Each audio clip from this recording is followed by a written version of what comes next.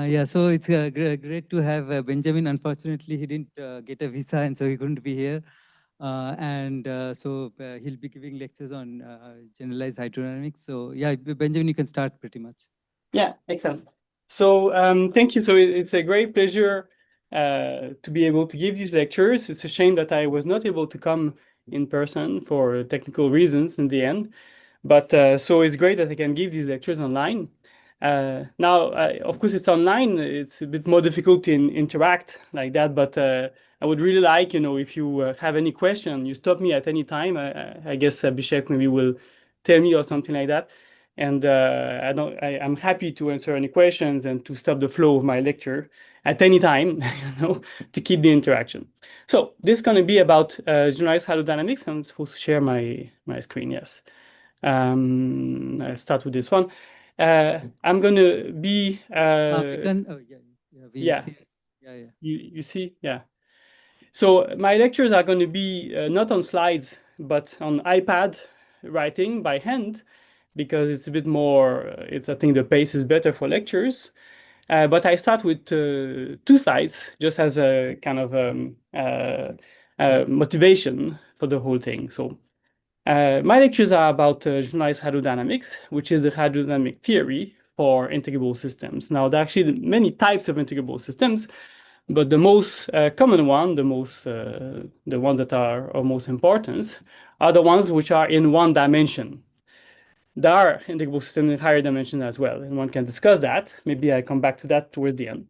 But I'm going to concentrate on 1-dimensional integrable systems. So now there are many things that I have to explain. One is hydrodynamics, and the other is integrability in 1 dimension. I'm going to have to put them together, okay? And that's what I'm going to do. So I'm going to go over these subjects without assuming any knowledge of hydrodynamics or integrability, so slowly. I start though with the slide. This is a fluid in 1 dimension. Where here, maybe you see my, I don't know if you see my pointer. You have particles, illustrated with particles, moving in a 1-dimensional tube. These things can be done essentially in experiments. Tubes are not made of metal or things like that, but rather of magnetic fields or lasers. And atoms are constrained to lie essentially in 1 dimension. And this is kind of experiment that was done for a long time, since there was a very well-known experiment in 2006 called quantum Newton cradle, which kind of illustrated what's happening with these 1-dimensional systems in a very nice way. And the people originally thought, okay, so if I have a lot of atoms in 1 dimension, say, 100 or maybe 1,000 or 10,000, then I don't want to describe the position of every single atom as it goes around, or perhaps like the wave function with 10,000 coordinates, right? It would be too much. It's impossible to describe that or to solve this. And then what I'm going to do is some approximate theories. And even in the experiment in the labs, you don't see individual atoms. You see some overall aggregate behavior, say the densities of atoms in different positions, right? So I want to describe I want to have some theory for aggregate behaviors, overall large-scale aggregate behaviors. And this theory, of course, is hydrodynamics, an old theory from 18th century originally.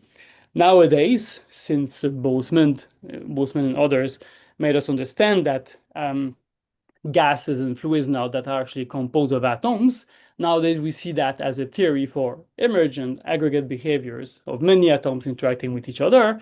And this theory describes some of the quantities that we can observe, but not all the trajectories.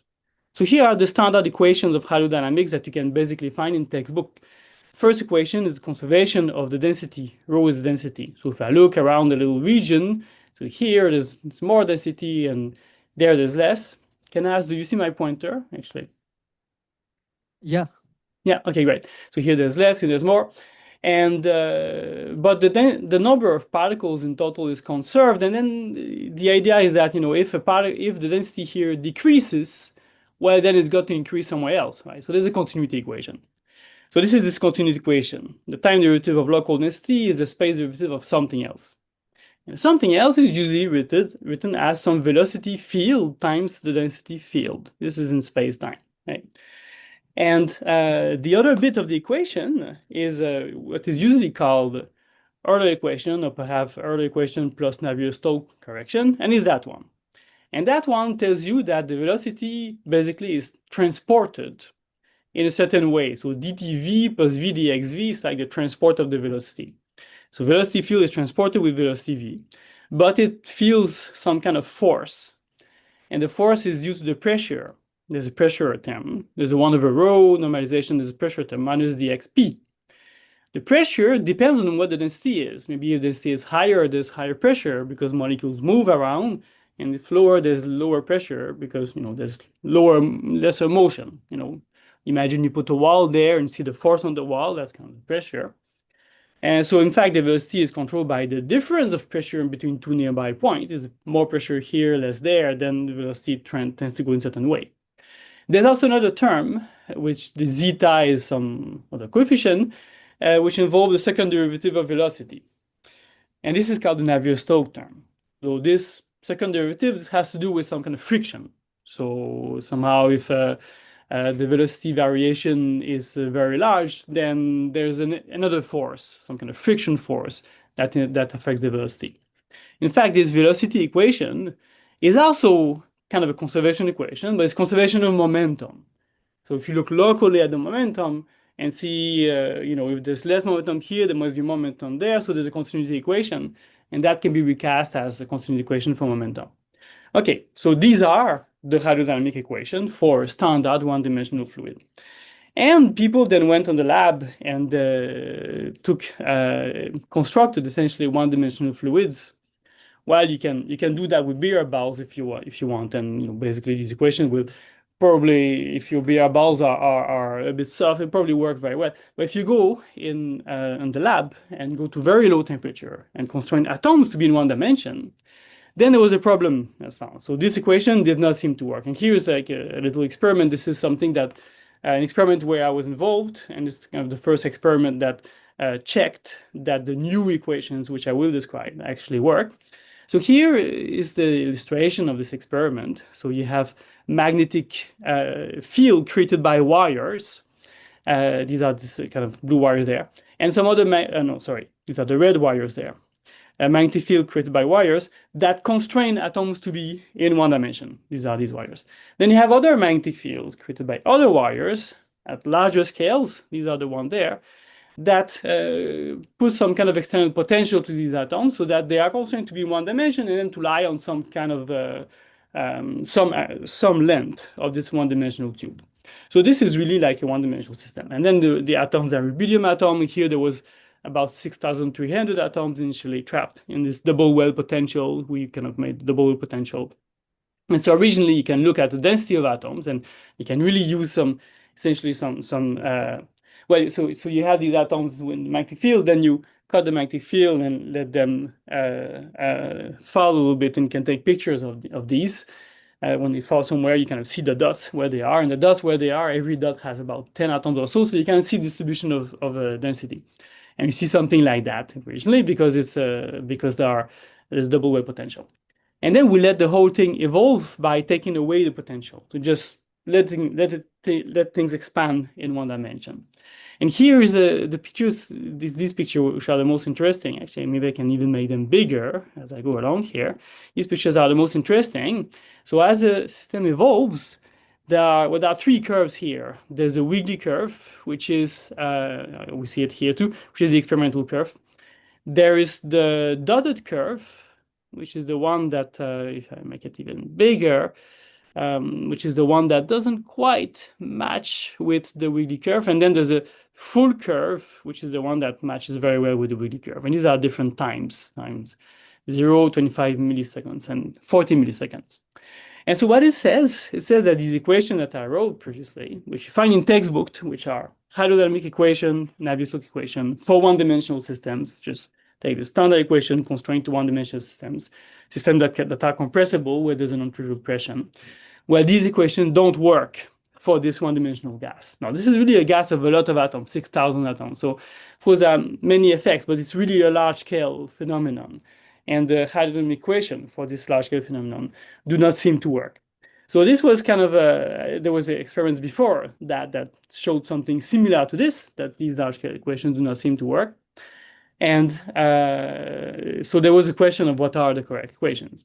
Now, the initial suggestion, which is the correct suggestion, was that they don't work because the system is integrable. Well, this is actually a real physical system, right? These are atoms lying in one dimension. So they are not integrable because any real physical system is not integrable. But it is very near to integrable. And it was known what was the model that described these kind of nearly integrable system is called the Lee-Binninger model. And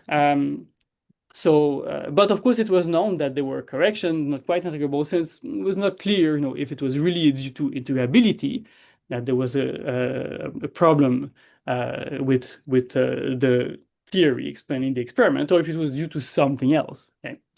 So then we developed, so essentially later on, we considered the hydrodynamics of integrable systems for other reasons, actually, for trying to solve other problems.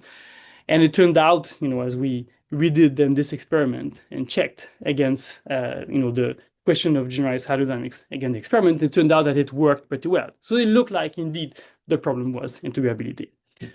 Okay, so this is kind of a motivation slide. Basic hydrodynamic equation don't seem to work in one-dimensional quantum load systems that you put in the lab, knowing that these quantum systems are described by a model, a theoretical model, which was known for a long time ago to be integrable, to have the properties of integrability. Okay. So, okay, so so are there any questions about that, by the way?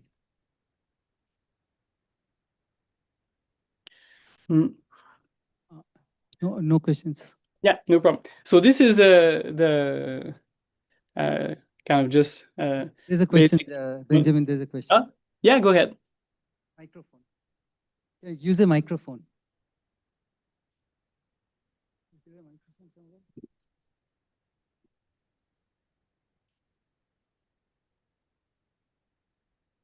somewhere? Can these equations work for like a optical fiber where there is one dimensional and their photons are moving in one dimension? Are these equations applicable there? So this is a really interesting question and extremely relevant to actually what is currently going on now. So in optical fibers, people have looked at that. So you talk about photons. So it's a bit more complex than that in the sense that in the current optical fibers, it's essentially classical. I mean, there are photons described by electromagnetic field by Maxwell equations. But of course, because it's an optical fiber, there's interactions. So it's not just free Maxwell equation. And it turns out it's an equation that describes the electromagnetic field. So you don't need to describe photons. I don't know. Maybe I don't know of experiments where you would be really towards the quantum side and then you have photons as particles. But what I know is experiments where you have optic fibers and then you describe electromagnetic field. Okay. So these are aggregate, kind of collective behaviors of photons, essentially.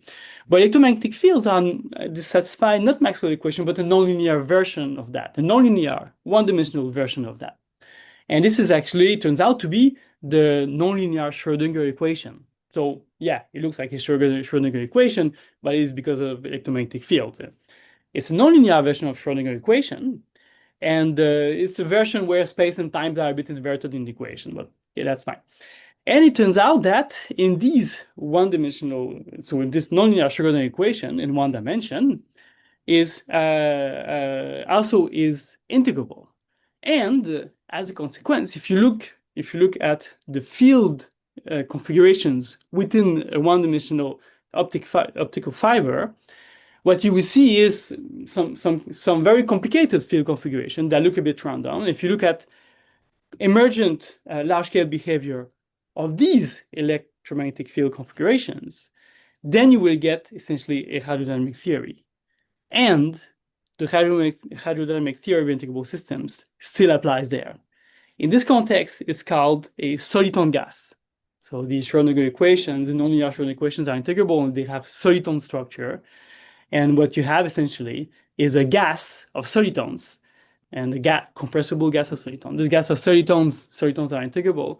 And it satisfies the hydrodynamic equation, which is the one of GHD again. So the answer to your question is, again, that equation still does not work for these large-scale behaviors in optical fiber. And again, we need the integrability structure because it turns out that integrable equations very nearly describe the electromagnetic field in optical fiber. So in fact, this question points to some phenomenon. So you could ask, people are usually ask, I'm talking about integrable systems. These are very specific systems. I haven't given you the properties of them yet, but they're very special systems in physics, right? Most systems are not integrable in our most standard. But in 1D, it turns out, it looks like many physical systems, physical situations are so near to integrable systems, although they are not, but so near, that it is the physics of integrable systems that dominates, at least at times which are physically relevant for what you want to do. Maybe I should say, in that experiment, eventually, if you go to very large time, you will see discrepancies between GHD and the experiment. It's because, of course, there are non-integrable effects which breaks this integrability physics, but it's a very large time, and something similar in optical fiber. Other questions? No. Thank you. Thank you for the question. Okay, so now I'm going to share my my screen and start writing some equation. So I think you see the screen, yeah? Yeah. So okay, so we want to consider many body systems in one dimension. I start by giving you some example. I mean, the first example. Yeah, sorry, this doesn't seem, sorry. Oh yeah, this works. Okay, I start by giving you examples. Examples of systems, to have this in mind, right? Because to have something a bit more precise. One of them is the one that I told you about, right, just now. So the one-dimensional quantum gas. There's a Hamiltonian for that. It's a very simple Hamiltonian. It's a sum over particle. So you have n particle. You have the momentum operator. It's quantum system, right? So derivative, momentum square. The mass is set to 1 here, just for convenience. Of course, you can put a mass, there's no problem. And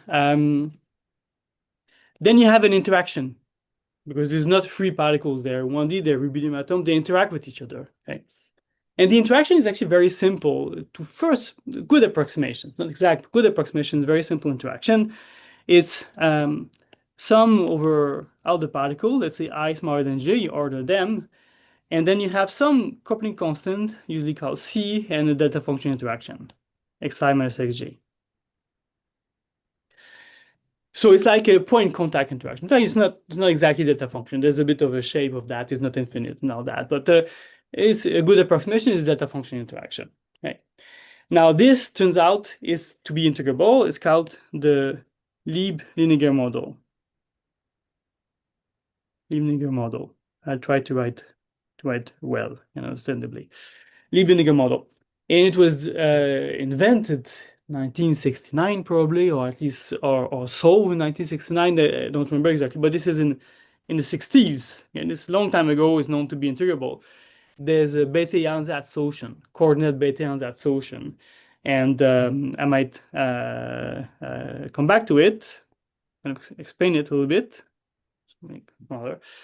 But this is one example of integral models, and that's the model we want to think about. Okay, so n is number of particles, and well, in the experiment that I was telling you about, right, there was an external potential at the beginning. So actually, what I should do is add the potential, right, and the potential is just to the potential that describes the interaction between the atom and magnetic field is just a potential in the Hamiltonian, so V of xi, sum of I V of xi, for some function V. In the example I was giving you is the double well potential. Okay, so this is one example, Lieb-Liniger model, and we want to look at the hydrodynamics of the Lieb-Liniger model. It's a quantum model, can be complicated, but we're just looking at large-scale behavior. Another example, and that's connected to the question that was asked, about optic fibers, right? So now I told you optic fibers are described by nonlinear Schrödinger equation, I could write that, but I decided to think about a simpler equation, field equation, which admits solitons, and that's the KdV equation. So if I use the right normalization, so KdV equation is, sorry, I'm just looking for right normalization, but no, it's okay. So KdV equation is a equation for a field U. So dtu plus u dxu plus dx cube u equals 0. If I remember correctly. So, and this is an equation that satisfies, that admits solitons. It is integrable. It is so-called dispersive equation. Dispersive because it has third derivative for the first derivative. It doesn't have second derivative. So, and so that these dispersive equations typically show a kind of oscillatory behaviors and a kind of structure. And it's an equation that describes, of course, water in narrow channels, or that describe waves in different situations, maybe shallow water. It's an equation that actually has physical application. Okay?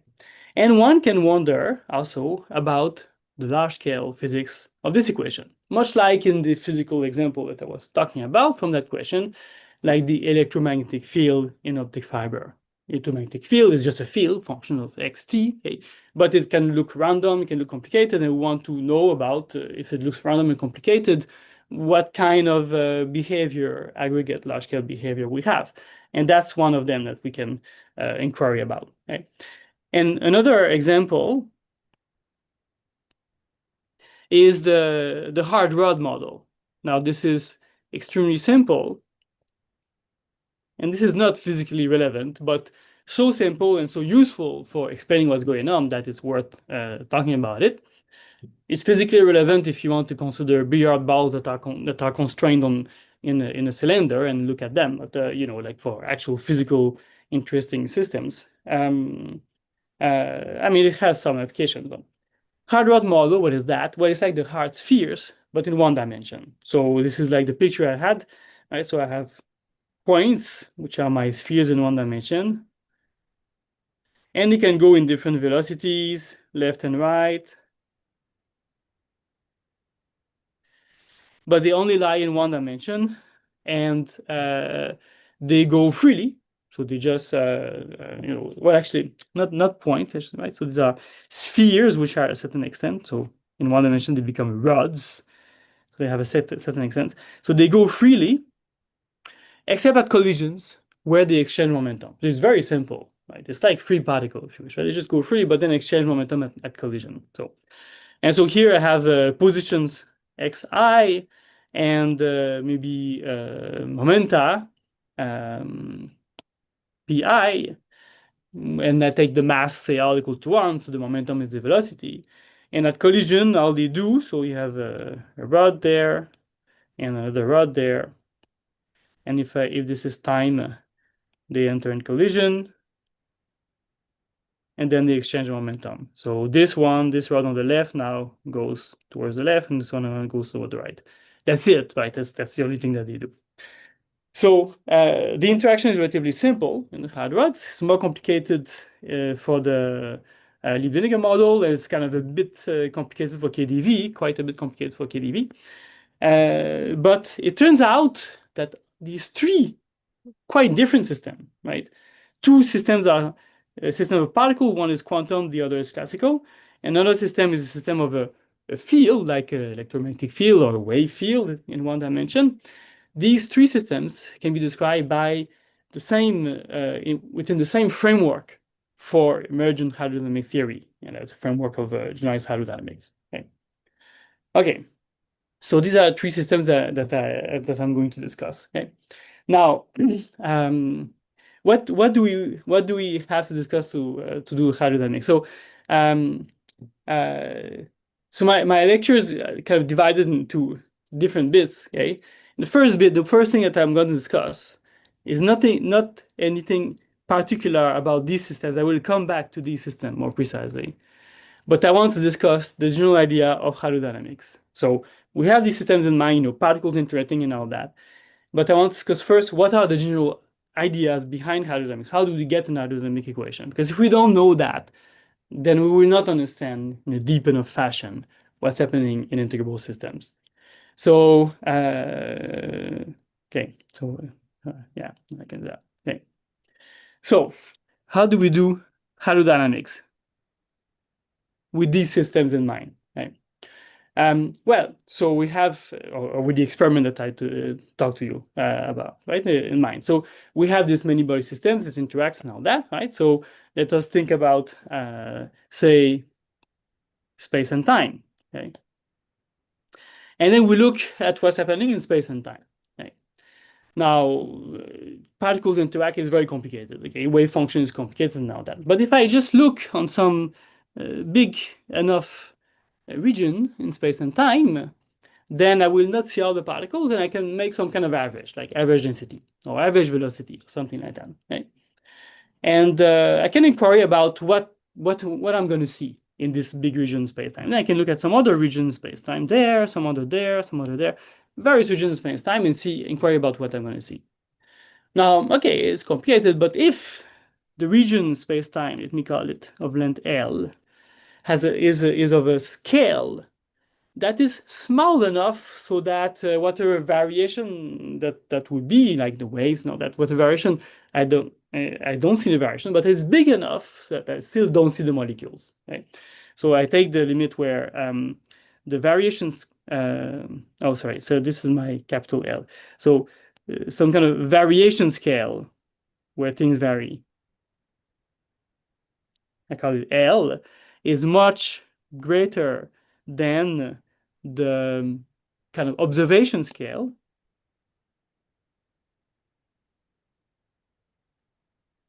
Call it L, but this being much greater than any microscopic scale, distance between particles, interaction length,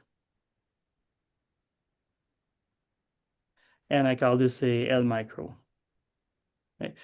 So within this type of limit, on that observation scale, what am I going to see? Well, the fundamental thing about hydrodynamics, the fundamental hydro ansatz or idea, which is not quite accurate as I'm going to state it, but I'll come back to a more accurate version of it. So let me call it naive hydro assumption is that on the scale L, on that observation scale, which is bigger than the total variation that you see, between the densities here and there, but smaller, but variations smaller than this scale of variation that you see, but bigger than the scale of the atoms. On scale L, the system has, and I put it in quote, thermalized. So this is called the assumption of local thermalization. Now, there are many things which are not quite right about that, but it's still a good intuition. The idea that it actually thermalizes is not quite right, but that it's kind of come back to that. But the word thermalize is also not perhaps not quite right. What does it mean thermalize? So that actually is one question we have to think about. What does it mean when a system thermalizes, right? So you have a system and then you just let it evolve and then it thermalizes and it's at equilibrium. Well, we mean it gets to equilibrium, maybe, right? Even this is not quite right because equilibrium, we think, things don't move and all that, but there can be a flow. If you look at the wind outside and you look locally, right, in some observation scale, which is mesoscopic scale, you will see things moving by. So of course, if you move with them, then it will look that if it does nothing move. If you don't move with them, then things move by. So you may have constant currents, but still things have relaxed. Okay? So instead of a thermalization, I would say, in fact, relaxed. But it's a bit like thermalization, right? But relaxed, including possibly constant flows like wind. And yeah. Now, even this, the idea that it has actually relaxed is not quite correct. And that has important consequences, and I'll come back to that. But for the leading form of the equation, if I forget about the Navier-Stokes term, like the second derivative term that I wrote in the first slide, then this is okay. And for what we did in the experiments, then this was okay.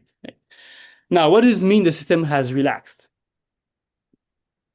Maybe when I'm in the room, then I do ask the question to people and try to. So maybe somebody wants to. So what does it mean the system has relaxed? How do I write that?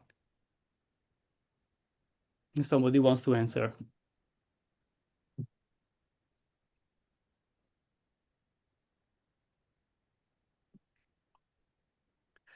No? So what does relaxation mean?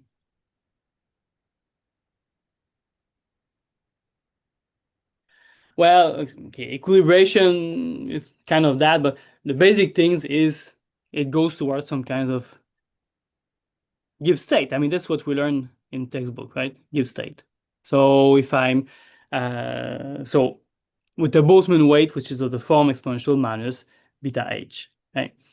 So what does it mean? It means that if I look locally everywhere, space system has relaxed and it will go to some state that look of the form exponential minus beta h. Well, actually, I told you, well, it's not quite that because there can be a wind or something like that, right? So if the system, if there's a wind, it's like it's a Galilean transformation. If you do Galilean transformation, well, then you change the Hamiltonian a little bit. In fact, the correct way of writing this is something like h minus Vp, where P is the momentum. So this is Hamiltonian, and this is momentum. Well, in fact, there can be a change of density in all that, right? So there can be more particles here and less particles there. So in fact, maybe I should add something. So I take this away, and I should add a chemical potential mu and a number of particles. And so this one is number of particles.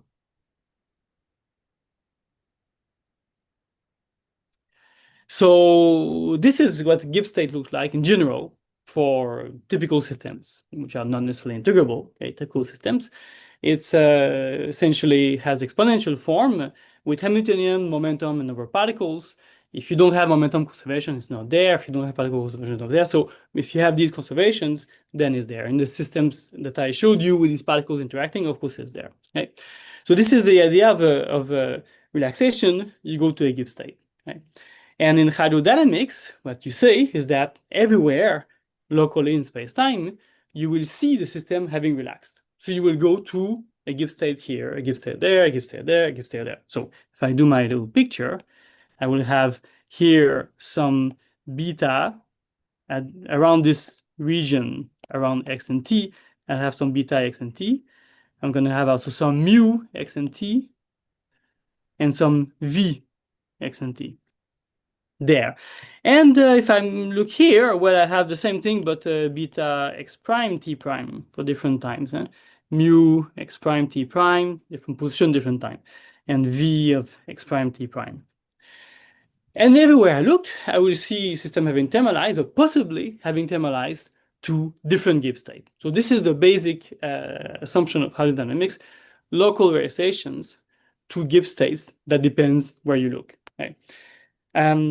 Now, it kind of makes sense, but it doesn't still tell us a lot. Okay, I'll come back to what it can tell us. But how do I write that a bit more, say, a bit more mathematically, right? So I have these systems that I was thinking about with many particles interaction. How do I make that a bit more mathematically precise? Well, to make that precise, I should think about maybe taking some initial state and letting evolve and doing the hydrodynamic. Okay, so more precisely, consider some initial state with some large variation scale. So I have some initial state with variation scale L. Okay, what can it be? Well, it can be many things, but as a very simple way of writing, I could consider something like that. So my Hamiltonian, I write it as a, well, let's take the example of the Liebniger model, right? This was sum over I, there was a P I square as an operator over 2 plus I smaller than j c delta xi minus xj. Okay. And I want to write this as integration over all of space of some Hamiltonian density, operator Hamiltonian density. What is this Hamiltonian density? Well, I can just read off the thing. I could set Hamiltonian density as being, look at all the particles and see all these particles that are at the position I and measure the energy for these particles. So pi square over 2 plus, then I put c over 2 sum j delta xi minus xj. And here, instead of having the inequality on the indices, I can just sum over all ij that are different from each other and put factor 1.5. Okay? Okay, so this is my Hamiltonian density. So this measures the energy locally. Okay? And how do I do a state then that is large scale slowly varying? Well, I could think that my initial state has thermalized, but with different temperatures depending where you look in space. So initial state, could write it as exponential integration dx of some x-dependent inverse temperature, beta, okay? So beta of x, and then put the Hamiltonian density h of x. But I want this to be on large scale, so I'm gonna put 1 over L here. So now this function beta of x over L varies slowly with x if L is large. Turns out in the experiment that I showed at the beginning that we did for the atoms constrained to one dimension with magnetic fields, this is the type of state that we had. We could try to measure the temperature at different points, where temperature was kind of the same, but density at different points, and that's the kind of state that we had. So if I want to be more general, to be honest, what the state that we had something like that, where there was integration of x, there was beta x over L, some Hamiltonian density, and minus mu of x over L, some chemical potential times number of particle, which is, let me call this n of x, where n of x is the operator representing the density. Sum over I delta x minus xi. So that's the initial state I could have. So this is a state that looks like it's locally thermalized, that looks like these give state, okay? But now the temperature and the chemical potential depends on where you look, right? But it depends on space, right? But depends on space in a very slow way, okay? So what did I have to do here? I had to introduce the notion of local observables. H of x and n of x are local observables. And I had to introduce the notion of an initial state where I consider these local observables, which are local densities of Hamiltonian and number of particles, which are local conserved densities, and associate them with some slowly varying inverse temperature and chemical potential. Okay, so this can be my initial state. And then I ask the question, this is the question of hydrodynamics, right? Given any local observable, and we call it O of x, and evolve it at time t, O of x and t, right? If I take the of quantum, this is O of x, e to the I h t, e to the minus I h t, right? Given any local observable, what do I see if I take limit when L goes to infinity, large variation scale? I take the average with my initial density matrix, rho, I and I, this one there, right? And I evaluate the average of the local observable at large scale Lx and Lt. And then I can put my 1 over z there to have the density matrix normalized. What is this limit? That's the question, right? And here you see is the situation of large variation scales. L is large, and L is involved in where I observe, where I make the observation at LX, LT, and is involved also in the initial state. I should put an L there. Yes, initial state that depends on L. It's involved in the initial state as well. It tells you how slowly things vary in initial state. That's the question. What is the large L limit of this thing? And the hydro assumption, so the kind of little pictures and little words that I made here, is local relaxation, right? The hydro relaxation is local relaxation. And equation, what it means is the assumption that this is equal to trace of some rho of the Gibbs type that like the one I wrote above. Okay, so rho Gibbs, come back. So this one, okay. So let me go. This is rho relaxed. Okay, but now this rho depends on the observation point x and t, and you take trace of this rho and then the observable O. Now, this is a state that involves the total Hamiltonian, the total number of particles, and the total momentum. This state is itself a translation invariant. There's an x and t here, but these are kind of a parameters for the state. But the state is translation invariant, both in space and time. It's a stationary state. It's a relaxed state. The stationary states. This is locally stationary state. Stationary. And so I can put my observable at any point in space-time, say 0, 0, and it's the same result. Okay? So you see, this is very interesting, right? The x and t, which was in the observable, now has been transferred to the state. This is the assumption of local relaxation. So you don't need to know anymore your observable, how it behaves in space and time. All you need to know is how your state, local state, observed state, behaves in space and time. Okay? So this is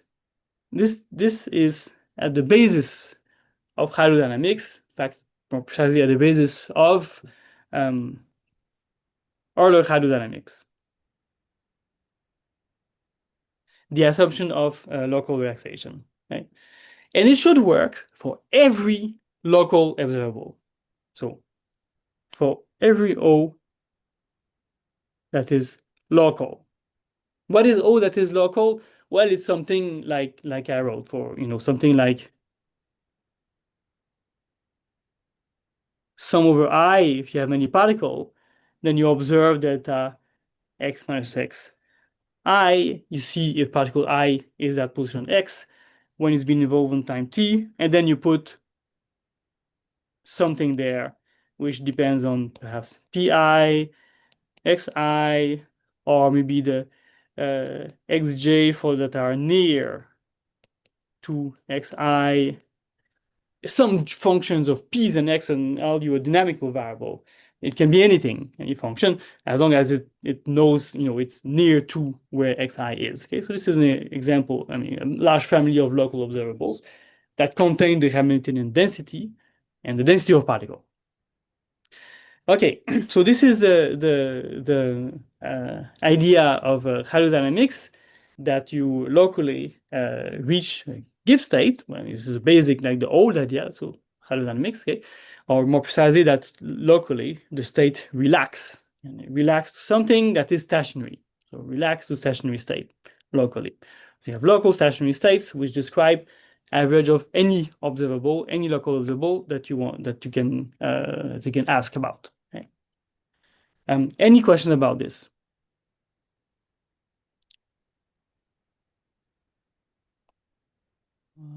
Benjamin, just one question. So, so you transferred the time dependence from the observables to the density to the density matrix, the phase space distribution or density matrix. So Yeah. that of course you can always do, but then you are also saying that this density matrix, which is time dependent, is a local equilibrium state. That's the yeah. So actually, I'm missing something here in the clarity of my explanations. Indeed, what is this rho of xt? I said this, a give state, but rho of it depends on xt, right? How does it depend on xt? So here is important. So rho of xt is not, e to the I ht some rho of x, or perhaps a minus I px rho and e to the minus I ht plus IPX. It's not that. This is kind of not true, right? It's not the quantum evolution of something. Why? Because if this rho is Gibbs, right? Rho is exponential minus beta h minus Vp minus mu n, then of course it commutes with the Hamiltonian, commutes with the momentum, it commutes with number of particles. So that will just be, this thing will just be equal to rho itself. Doesn't depend on x and t. So what is this rho xt? Well, it is this locally thermalized thing. So in fact, rho of xt, the xt are just external parameters. So you write it as exponential minus beta, and it's the betas and the v's and the nu that depends on xt. So total Hamiltonian minus v of xt, p minus mu of xt, n. There is the xt dependence. So it's not, so in a sense, you can say, this looks like the standard passing from time evolution observable to time evolution of state. It's not very clever, right? No, it's not what I'm saying. What I'm saying is here, this rho of xt is not just standard time evolution of state, is a locally thermal, a Gibbs state, where the parameters of the Gibbs state depends on x and t. Okay. Now, okay, does that answer your question? yeah. So now you can say, well, okay, why don't I do exactly this and pass the space and time translation here to the state itself? So I could say, maybe like question, right? This is what you're related to your question. If I pass the space and time translation here to the initial state itself, what I would write is minus I HLT plus I PLX. Then I would put my rho ini, comma L, and then e to the IHLT minus IPLX. Okay? So this is rho initial L of LX and LT, like evolve according to standard Heisenberg evolution of states. So note that in the exponential there's a minus here, right? While in there was a plus, okay, and that's correct because here is the Heisenberg evolution of operator, okay, where there this is kind of a very Schrödinger equation, right, of state. It's the evolution of state, and that's how you pass, by using the property of the trace from evolution of operators to evolution of states. You pass this exponential operator by cyclic property of the state from there to there. And then you have time evolution. So could I say this is like equal when L is large, what I wrote as rho of xt here? Could I say that? Interrogation mark, right? Well, the answer is no. This is not the case. It's not the case if you take this proper evolution of the initial density matrix, translation in space, evolution in time, right, of the initial density matrix, that you get this thing. Of course, this initial density matrix is not space-time translation invariant. So that thing is non-trivial, is a different operator. It depends on x and t. Okay? But as an operator, it is not equal to rho xt. In fact, that wouldn't make sense because rho of xt, well, okay, no, it would make sense. This is an operator, but it's not equal to that. Okay, not equal to that. As an operator, the only thing that we say Yeah, even the large L limit, right? The only thing that we say is that this operator and that operator kind of agree when you use them to evaluate local averages. And that's it. So when you use them to evaluate local observable. So what is the statement? The statement is really that one. That is the statement. That you take larger limit of observable at LXLT, okay, you can put this LXLT on this rho in E, okay, so observable then at 0. Then you get the trace for this XT dependent give state for that same observable. But it's only true for local observable. If I try to put instead of O something that doesn't look like that, but that measures stuff on a large space or perhaps on the whole system, then this equation is just false. And this is very important because what it tells us is that this approximation misses a lot of stuff that's happening at large scale. In particular, it misses the correlations between observables at large distances. And these are things that can be important and to which I will come back to. So in order to go beyond just local observables, this does not hold. Does not hold beyond local observable. Beyond local observables, there's more to say. We need to consider fluctuations and all that, and I'll come back to that. Okay. Other questions? Yeah, may I ask a question? Yeah. A couple of questions. So this last equality, can I sort of pose this as an equality of reduced density matrices of Yes. local regions, Yeah. right? So then it would be probably a real equality as long as my local region is small. Correct, exactly. So actually, I should have said that. It's a very good point. Since I'm saying this is true for all local observable, then that means that I can take, say, a basis of observable on a finite region. I can take any finite region because the L is large, a finite region. And since I can take a basis, then effectively I can take reduced density matrix. So then I can write it as a true equation that if I take reduced density matrix, how do I do that? So I take trace on a region. So my system is on very large space, okay, and I constrain it with L as the scale on which the particles are supported. So I reduce it. So say I trace everything else. So minus some finite region, say capital L. Capital L should be small enough. This is my mesoscopic scale, if you wish, right? Right there.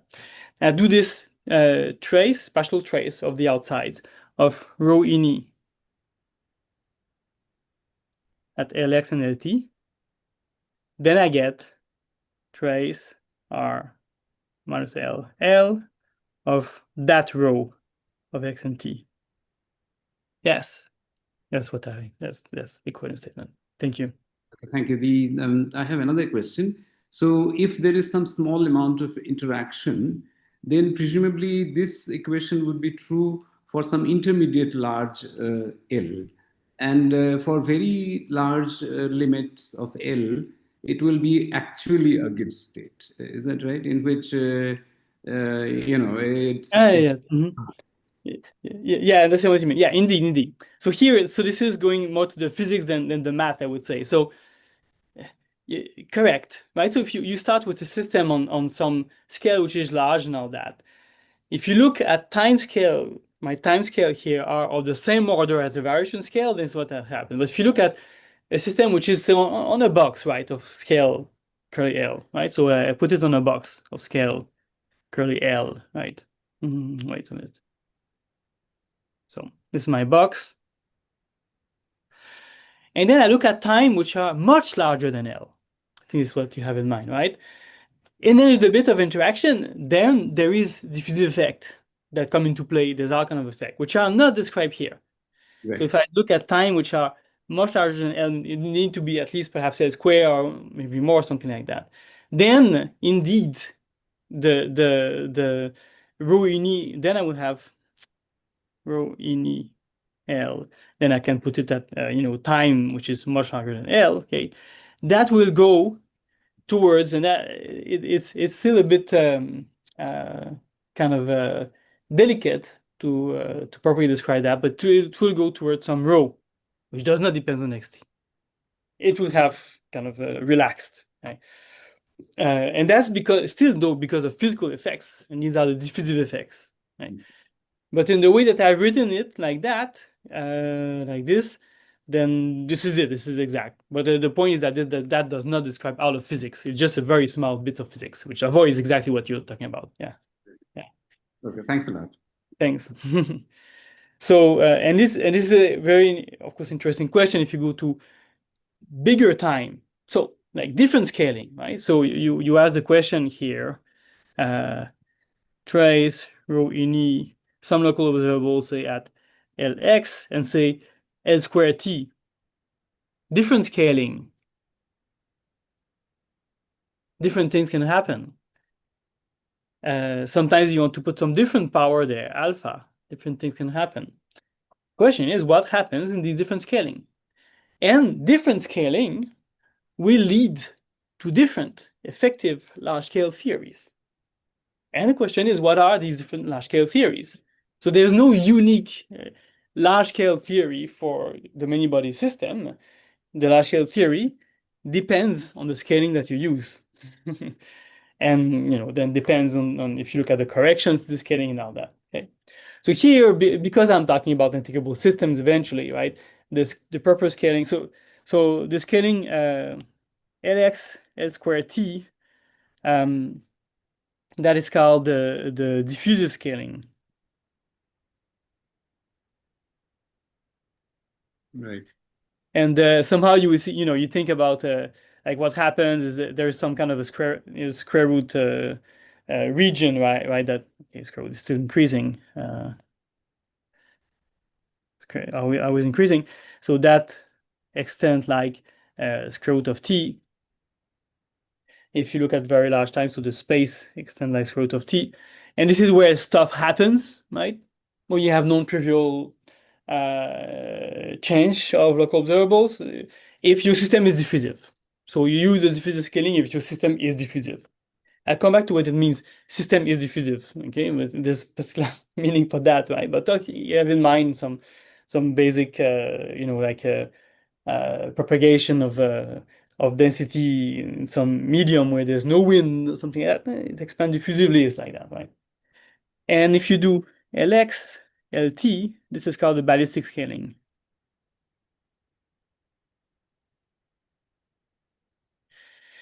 And this, of course, then is some kind of light cone type of thing, right? And that's proportional to t. And there is a situation where what's happening is on kind of larger scale in space. Okay, and often you have a mix of both. So you have ballistic scaling, diffusive corrections. Sometimes you have other type of scaling, super diffusive scaling. So you can have a Lx and L to some power alpha t for alpha, say between 1 and 2. This is super diffusive. Then it's in between, right? And depending what you observe, this can happen as well. Okay? And which scaling should you use? Which scaling is the correct one, right? You don't necessarily know a priori, right? So it depends on the system, depends on certain emergent behavior. And for integrable system, the ballistic scaling is mostly, for most observable, the correct one. Sometimes is a diffusive scaling that's correct, even in integrable systems. Sometimes it's super diffusive scaling, but mostly ballistic scaling. And in fact, from the ballistic theory itself, this is kind of the leading scaling, you see if there is something that will happen at diffusive or at super diffusive level, just from the ballistic theory itself. So if you do ballistic scaling, you get some information. Then you see if it would be interesting to look at other scaling. Right? And that's from the general structure of the hydrodynamic theory by scaling. So, and I'll come to that, right? So that will be probably the next lecture. Okay, but yeah. Okay, so this was also a good question, different scalings and the meaning of that. Okay. Other question?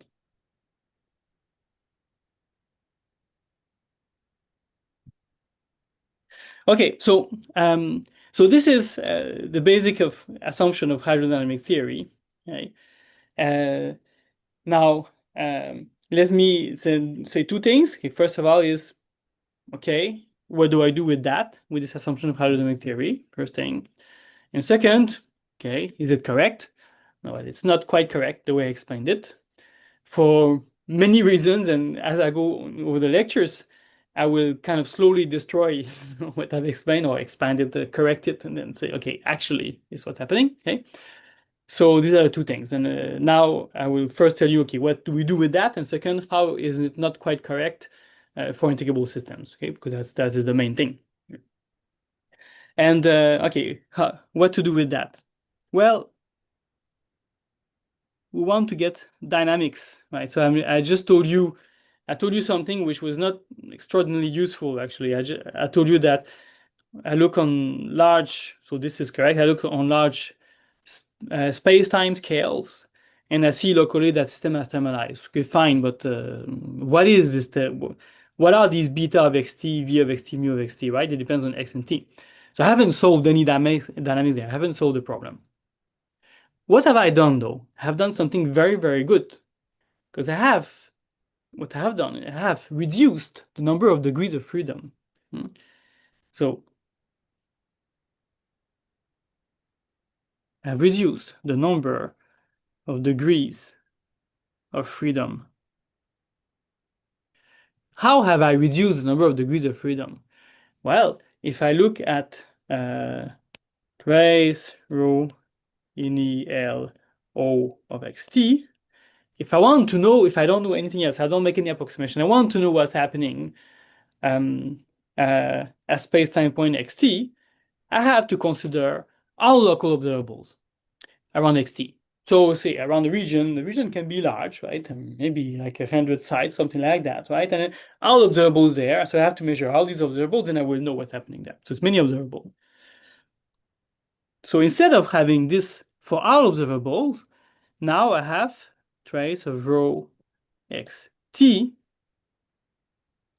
And now somehow, of course, you still need to know something about observables, but now all I need to know is beta of xt, v of xt, and mu of xt. So at least from the point of view of the dynamics, I have reduced the degrees of freedom to 3 functions. So 3 functions.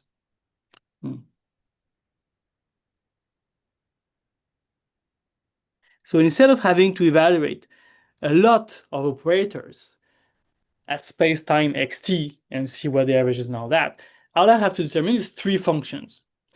Well, I still need to evaluate something involving observables.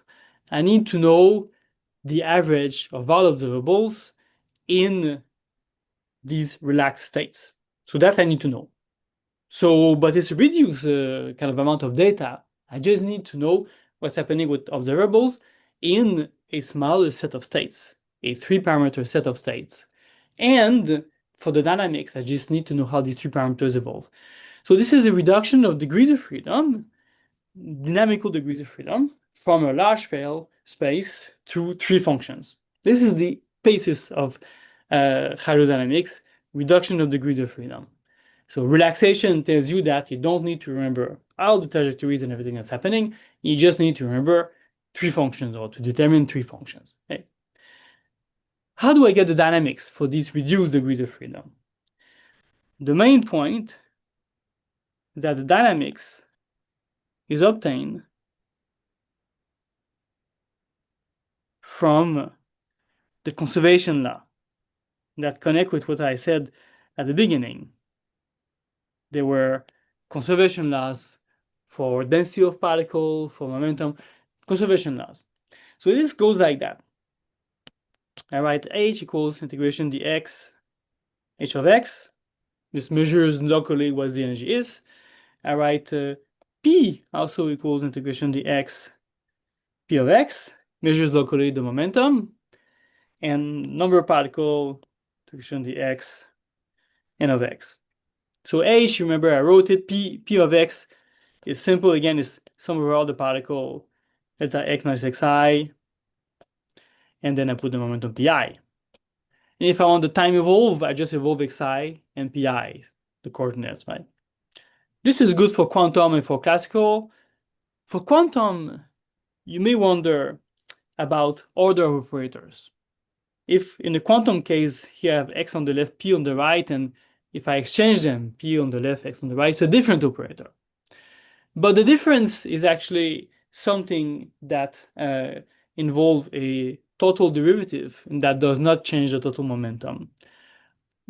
I can take the symmetric version of it in the quantum case, and everything will work out as well. But for simplicity, I'm just writing it like that. In the classical case, there's no problem of ordering. Okay? So here, the problem of ordering in the quantum case is not a big problem. You can symmetrize, and the only difference are total derivatives, which do not affect the total operator. That is the main message for quantum. Okay, so these are my charges, so my Hamiltonian momentum and number operator, and they all commute with each other, right? So h commute with p because momentum is conserved, h commute with n because number of particles is conserved, and also p commute with n because n is homogeneous. It's simple to see that p commute with n. So remember that n of x is sum over I eta x minus xi. Okay, so they all commute with each other. The important thing is h, p, h, n is 0, and of course, so h with h is 0. Okay. So what does that mean? That means that if I do question the x, and the dt of h of x, right, I will find 0. Now, how is it possible that when you integrate a local observable over all of x, you find 0? Well, the only possibility, which is one can give some various kind of formal arguments for that, the only possibility is that dth be a total derivative. So I can write it as equal c minus dx of j. Let me call it jh. If it's a total derivative, then it's total integral. You just get boundary terms. And in nice states, this now becomes a bit state dependent. Nice states where there's no particle at very large spaces, at very large positions in space, then this is 0. So that's kind of the basic idea. Okay? So indeed, there should be a associated to a conservation law, a global conservation law, there should be a local conservation law. So dth plus dx j sub h equals 0. And likewise, dtp plus dx j sub p equals 0, and dtn plus dx j sub n equals 0. T. So I have conservation laws, local conservation laws. Now this is good because these j's, h, jp, and jn are local. If you look in the Liebniger model, you will find that indeed, in the Liebniger model and also the Hydrodynamics, but say Liebniger model, you find that indeed, for instance, Jn, the current of the number of particle, is nothing else but P, which is this thing there, which is local observable. Right? So Jn is P. And you find Jp equals, well, you can calculate it, something complicated. Actually, this is the pressure observable. Its average is a physical pressure or simply related to the physical pressure. And GH, also something, and this has to do with, well, it's energy current. Also, sometimes people write that in terms of entropy current. I'll come back to entropy. Okay. So, okay, so we have the local conservation laws, and then the idea is as follows. You say, okay, now I have my, so I have said that if if I take limit L to infinity of trace rho ini L O Lx Lt, I get, well, let me write it as O x of t, right? I get locally thermalized state at position xt, right? So I can do that. I can take this, I can consider h xt and jh xt, for instance, right? Now I know, of course, that if I do dt of, how to call it? Let me call this average of O, Lx, Lt, L, initial state L. So dt of H, Lx, Lt in the state L plus dx of its current, Jh, Lx, Lt, state L, I get 0. This is the conservation law. Well, here actually is a little bit, there's one little step, which is kind of a trivial step, that the dt here, this t, is, the t that's there is not Lt, but it's just a change of variable, like dt and dlt, you just get a factor 1 over L, and you get the same factor 1 over L for this dx there, so you have 0, okay? So this is a conservation law. But then by using the hydro approximation, I get now dt of H in the state xt, plus dx of the associated current Jh in the state xt is equal to 0. Now this is interesting because this is the average energy in the state xt, so you can calculate it as a function of beta xt, vxt, mu xt. And this is the average current of energy in the state xt, and as well, it's a local observable, so you can calculate it as function of beta, v, and mu. So I can say, this h xt, I can say this is, let's say h bar of beta xt, v xt, mu xt. And likewise, that current is just another observable, so it's some function called j bar of the same three functions, beta, v, and mu. So these h bar and j bar, they are state functions. Given a stationary state, give state, I get a number, the average energy current. Okay? Likewise, I have the same thing for, so I also have dt, then p, the momentum, and its current, jp, and likewise for the number of particles.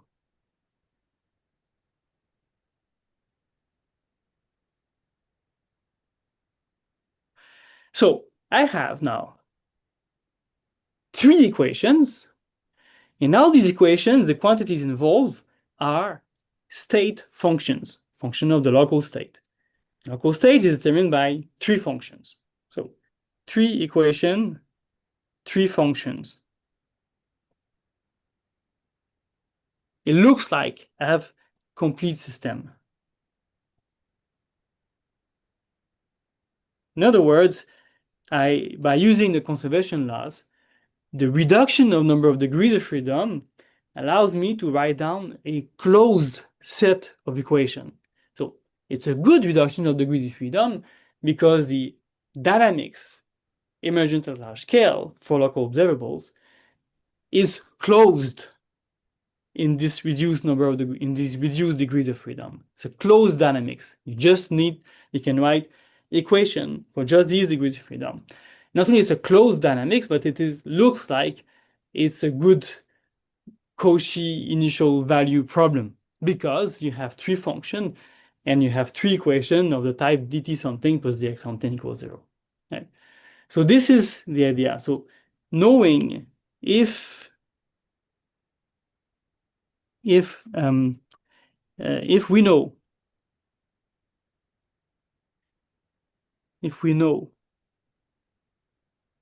the state functions. We need to know a lot of state functions. H bar, that depends on beta, V mu. J bar is current. The momentum, that depends on these, is current. The number of particle, is current. Then we know the emergent large-scale equation.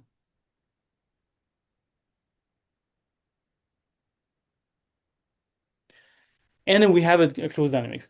This is the general version of Euler hydrodynamics.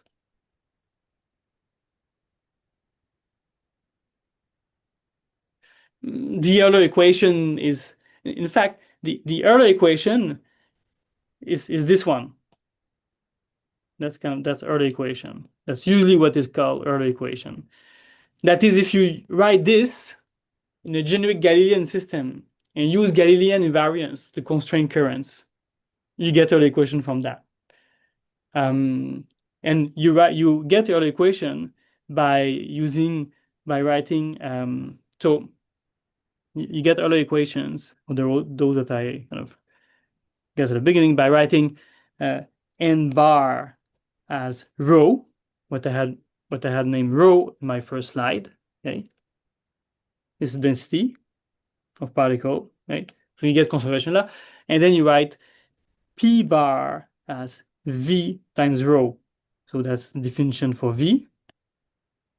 Okay, and if you put these things in this equation, there, okay, and use Galilean invariance.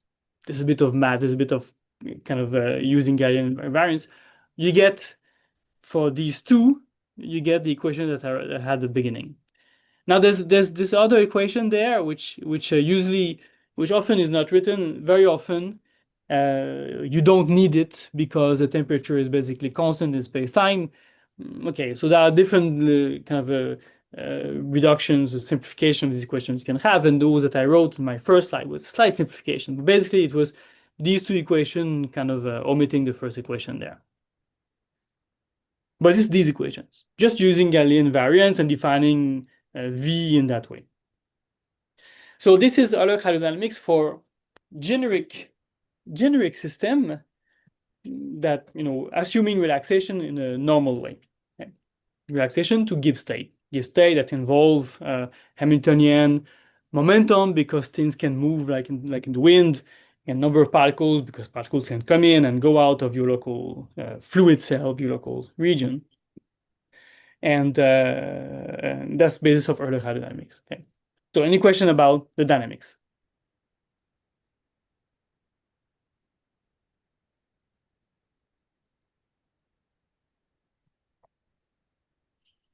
Now, so this is, of course, you need to know these state functions, right? And these can be difficult to evaluate. But there are techniques to evaluate these things. You can use virial expansion, you can use perturbation theory, you can use all kind of things.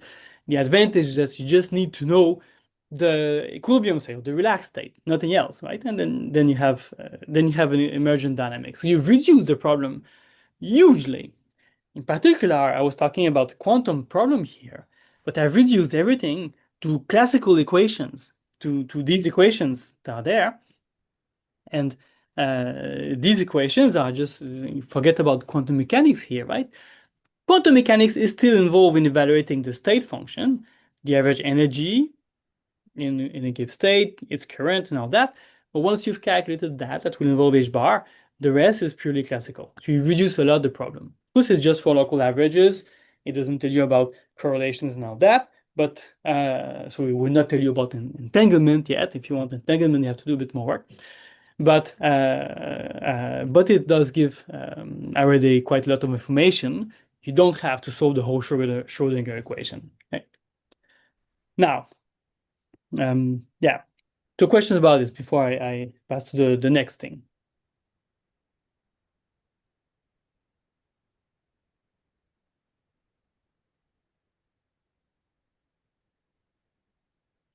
So, Yeah, there's one question. oh yes. Hi, Benjamin. Hi. So, is there any way I can understand the hydrodynamic assumption using some finite values of like L operators or something, like some examples that I can fix in my mind to understand this better? Yeah. So the problem is that unfortunately I don't think I have a good answer to your question. Sorry about that, but the problem is that I should have mentioned that this hydro assumption, this thing there, which was written in terms of reduced density matrix, for instance, here, okay, this hydro assumption is there is no proof of that there is no derivation or proof of that in any non-trivial interacting non-integrable system that I know of. This is one of the most important assumptions in theoretical physics, mathematical physics, but it's still out of reach for rigorous proofs. There are proofs in non-Hamiltonian system, stochastic system. Then you can use technique of stochastic evolution. You can use techniques of martingales in particular to see that you have something like that. There are proof in certain Hamiltonian system where you have somehow enough disorder. Then there's some concept of localization that you can use and leads to something like this. But in general is a bit difficult to see. Now, in integrable system that we modified, right? And I will show you how it's modified. And there I will give you an intuition or how it works. But unfortunately, for non-integrable system, the only thing I can say is the physics, like just the words of physics, and then write the assumption.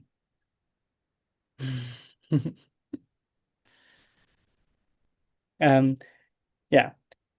Next time or the third lecture, perhaps, when I develop more the integrable system things, I will show you how this arises, or at least some intuition for how it may arise directly from doing the explicit evolution of the initial density matrix, like that, basically doing kind of that, the evolution. But that's because we have a simple evolution of the density matrix using beta ansatz. And then you can see how things happen a little bit better. But explicit derivation in other systems, I don't know how to do. So when we go to integrable systems, I give you a bit more.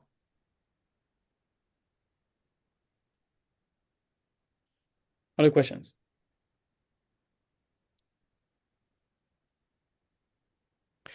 So indeed, this is how very nice that the general theory, you need to, to make it actually useful, you need to calculate something. To see what is happening, you need to, is there something in the chat? Sorry, I'm not checking the chat, by the way. Yeah, there's a question on the chat. Yeah. Oh, sorry, should I read it? Can you read it for me?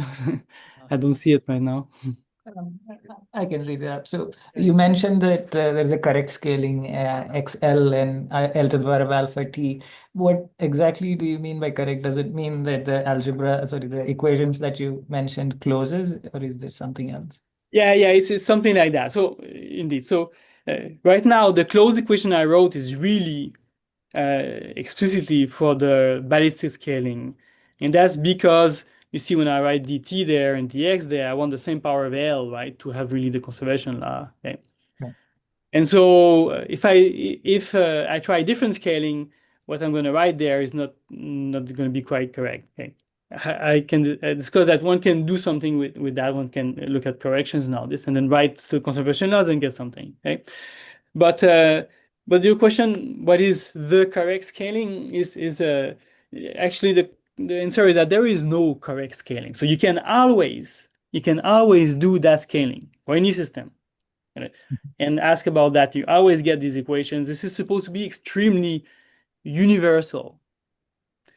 You can always do that, except that if you try to do that in purely diffusive system, you get nothing interesting. That is the thing. In other words, if you look at basic scale, this system where things happen only at diffuse scale, where diffuse scale is very small, and you will see no dynamics. So dynamics will be trivial. You will write this equation and it's going to be just dt equals 0, nothing else. And I come to this. So yeah, so correct scaling in the sense that it's where you see some non-trivial physics. But mathematically, you can always do that, see what you get, and ask, do I get some interesting physics there? Okay? And if not, then okay, I have to go to a different scaling. That is the situation, yeah. But these equations, they are extraordinarily universal. I mean, not exactly as written there, but as extended to using, integrable systems and all that more generally. They're extraordinarily universal. It's supposed to be very universal, applicable to every one-dimensional kind of locally enough interacting system, quantum, classical, stochastic, Hamiltonian, whatever. But for this universality, what I really need to know is the stationary state. I need to ask myself a bit more question about stationary states. Because I told you, so this is last 3 minutes, and it's just this is for the next lecture. I'm going to do that, stationary state, describe that. I said exponential minus beta h minus vp minus mu n. But really, what are the stationary states? So in integrable systems, already we get a huge amount of intuition for what can go wrong. In integrable systems, one of the main properties of integrable systems is something that you see already in classical systems, like Liouville integrability, is that there are a lot of conserved quantities.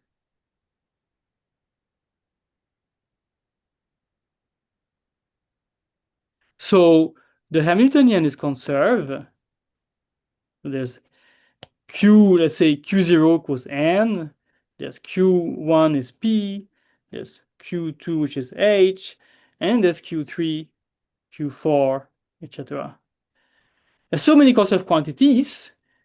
And then the idea is that all these conserved quantities, they have the same structure as the Hamiltonian and momentum. They all are of this type, sum over I, delta. So you write Qi equals integration dx, some local density Q of x. Let's say some of the particles, I call them n now, so L delta x minus xn, and then something that depends on the pn's, on the xm's, that depends on the dynamical variable of the systems. But they all have this type. So Qi of x is something like that. For every I, for I equals 0, 1, 2, those that I wrote, 3, 4, 5, that I didn't write, but I can write. I'll write the 3 next time. Okay? So they all have the type of Hamiltonian, so why don't I include them?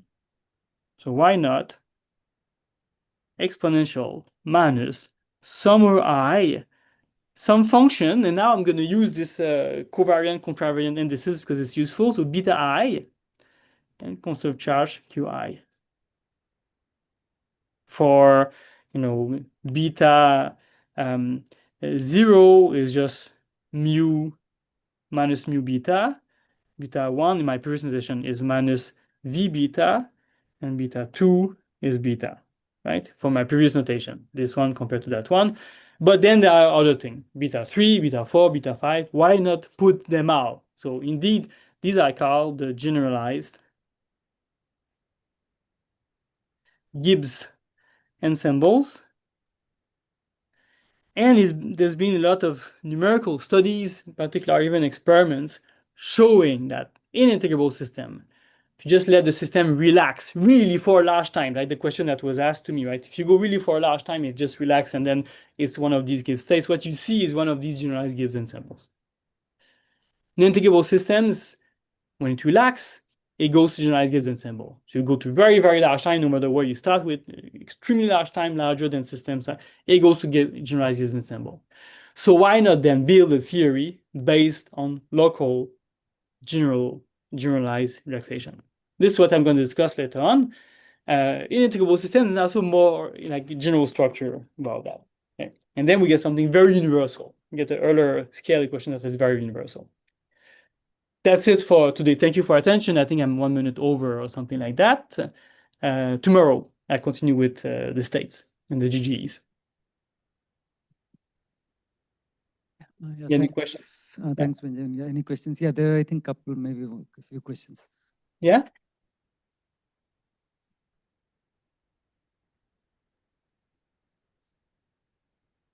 Hi, Prof. Hi. So, when you were assuming the ballistic scaling, does that imply the trace of rho in L with the operator that converges as 1 by L? So this is a good question. So what I wrote here, the convergence is so the limit. What did I write it here? Ta-da-da, ta-da-da. Just above that. Yeah, so essentially that or the way that I was writing it there. So the limit taken is exactly that limit, and I'm saying that this equals that. And I think your question is, what are the correction terms, right? So this equals that. So the limit L exists as finite. Exists and is finite. That's the assumption, right? It exists and is finite. Hard to prove, but exists finite and is given by this. Okay? Now, so it's directly the limit itself. The corrections themselves, this is a bit more complicated, and that now depends not on the Euler scale, but on what happened beyond Euler scale. It also can depend on the observable itself. And yeah, so in integrable system, for instance, we expect 1 over L corrections. We kind of have theory for 1 over L corrections to that. Okay? But corrections can be different. Can be 1 over square root of L, depending on the model, or can be 1 over L 3/2, depending on observables, say, or models. So it depends a little bit more, the corrections to that. So how it approaches the limit. But the Euler scale describes the limit itself. Larger limit exists is that, and then that satisfies this equation. Then I think no other questions for today.